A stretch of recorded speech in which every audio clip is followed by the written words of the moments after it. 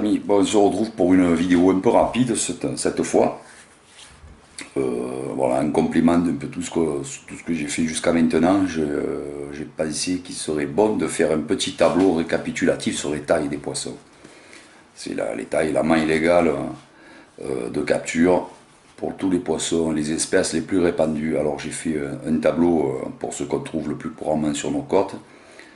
Un tableau côté Méditerranée et un autre Manche, Atlantique et mer du Nord, puisque ces trois-là ont les mêmes tailles. Il n'y a que la Méditerranée qui diffère légèrement, mais vous verrez, c'est classé en deux catégories. Donc voilà, vous allez voir ce tableau apparaître sur l'écran d'ici peu.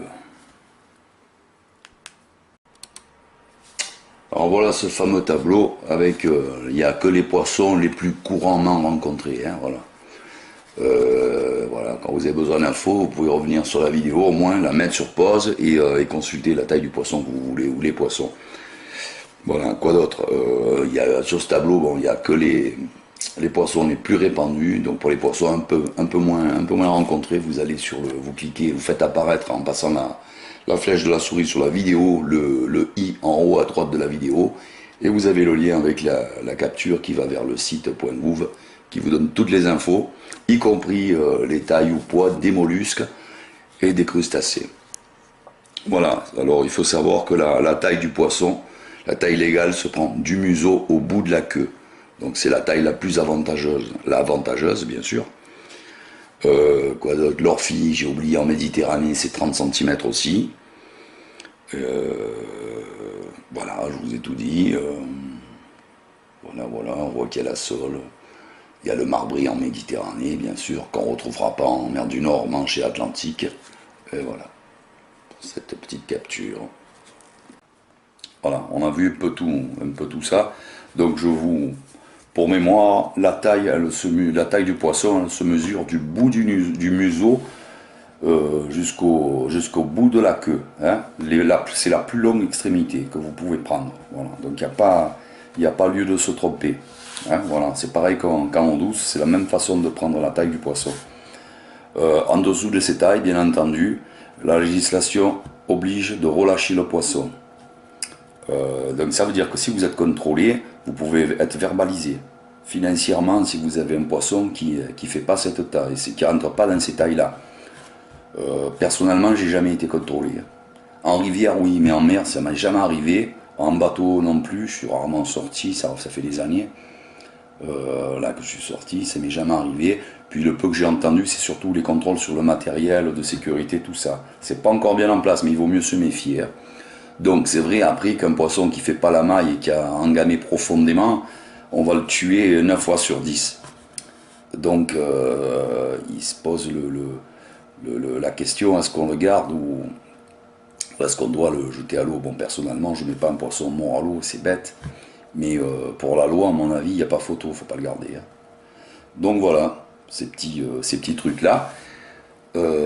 Et puis pour finir, vous avez là c'est un tableau qui résume un peu le truc. Vous allez voir là, ici, quand vous passez la flèche de la souris sur la vidéo, vous avez un i qui apparaît là, par là. Ici, là, exactement. Voilà, vous passez la flèche de la vidéo, vous allez avoir un i qui apparaît sur la droite de l'écran. Vous cliquez dessus, ça va ouvrir une fenêtre. Vous allez avoir une capture d'écran et un lien qui va vers le site le .gouv, le site officiel du gouvernement, avec toutes les tailles légales pour tous les poissons cette fois, et les tailles ou poids aussi des mollusques et crustacés. Voilà, pour ceux qui veulent voir le complet, c'est là. Donc voilà, vous avez ça.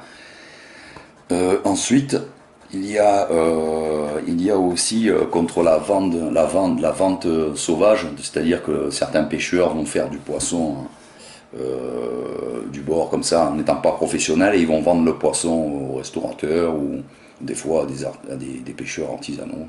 Bon, j'ai jamais vu, mais bon, il paraît que. Donc, pour pallier à ça, le gouvernement, le ministère de la Pêche, a sorti aussi un décret. Il faut couper en biseau une des pointes de la queue du poisson. Voilà, c'est un peu bête, mais moi, encore une fois, j'ai jamais eu de contrôle là-dessus, donc c'est plus en bateau qu'il y a des contrôles. Du bord, ça m'est jamais arrivé. Hein. Voilà, et même en bateau, ça m'est pas arrivé, hein, sur la taille des poissons, sur le machin.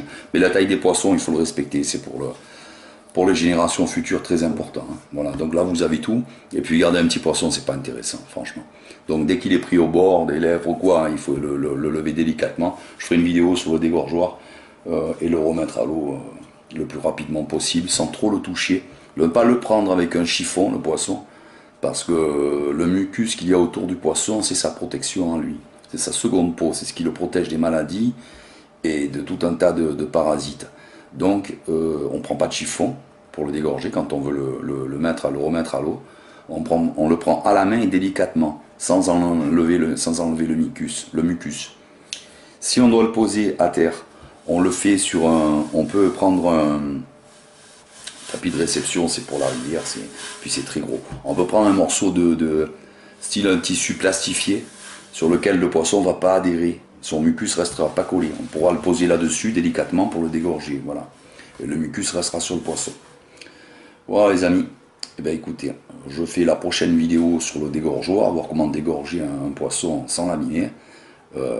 Et puis, je vous dis à bientôt pour cette vidéo qui va arriver rapidement quand même. Allez, à bientôt les amis. Et bonne soirée à tous. Là c'est le soir, donc pour moi. Bonne soirée les amis. À bientôt.